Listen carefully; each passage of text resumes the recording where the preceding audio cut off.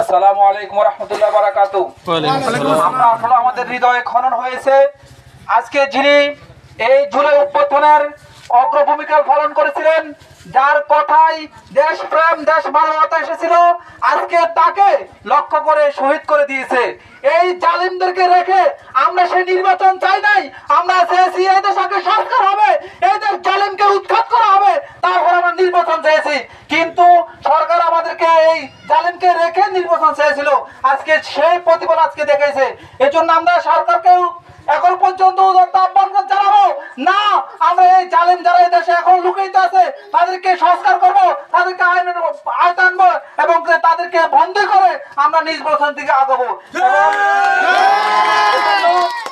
আজকে আমরা এই প্রতিবাদ থেকে আমরা জানাতে চাই, আমরা ওসমান হাদির যে শহীদ হয়েছে আমরা নিজেরা মর্মত এবং তার সুবিচার করে তারপরে আমরা সরকার আমাদেরকে নির্বাচন উপহার দেবে, এই বলে আমি আমার সংক্ষিপ্ত বক্তব্য শেষ করলাম।